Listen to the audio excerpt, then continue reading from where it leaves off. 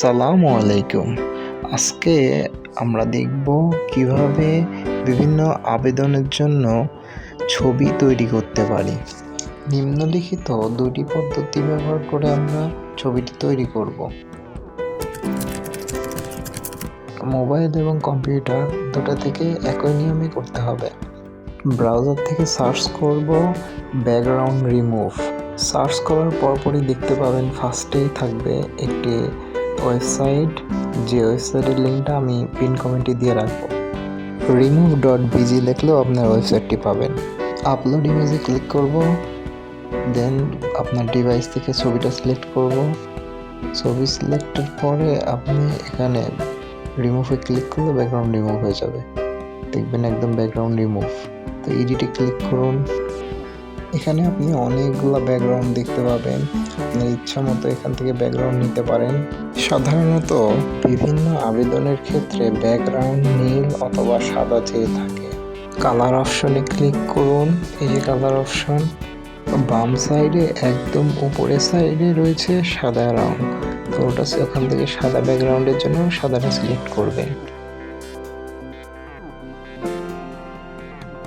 আর এখান থেকে নীল কালারের জন্য একদম উপরে কর্নারে নীল সিলেক্ট করে ওকে দিবেন, অথবা এখানে কালার কোড ব্যবহার করা যাবে। সাদা ব্যাকগ্রাউন্ডের জন্য এই কোডটি ব্যবহার করবেন।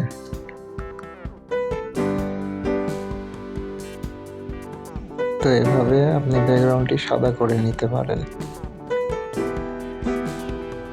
আর নীল ব্যাকগ্রাউন্ডের জন্য আপনারা এই কালার কোডটি ব্যবহার করতে পারেন। সেম একই নিয়মে সেই কালার অপশন থেকে কালার কোডটি বসিয়ে ওকে দিলে আপনার কালারটি নীল ব্যাকগ্রাউন্ড হয়ে যাবে। তো সিম্পলি এখন ডাউনলোড অপশনে ক্লিক করে আপনি ছবিটি ডাউনলোড করে নিতে পারবেন।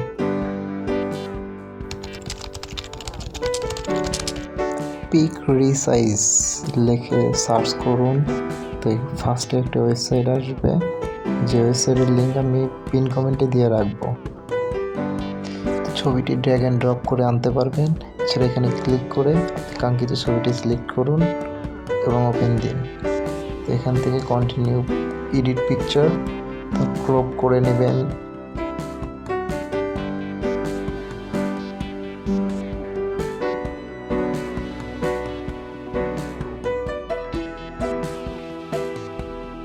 ক্রপ সিলেকশনে ক্লিক করুন, আপনার ছবিটি ক্রপ হয়ে যাবে।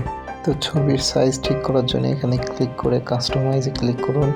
আবেদনের তথ্য অনুযায়ী আপনি দৈর্ঘ্যটা এখানে দিন এবং প্রস্থটা এখানে দিন। আর পিক্সেল সিলেক্ট না থাকলে পাশের পিক্সেলটা সিলেক্ট করে নেবেন। পিএনজি থেকে জেপিজি সিলেক্ট করুন, বেটারকে বেস্ট করে দিন এবং ফাইলের সাইজটা দিবেন আপনার আবেদনের সার্কুলার অনুযায়ী। তো I am done, resize my পিকচারে ক্লিক করুন।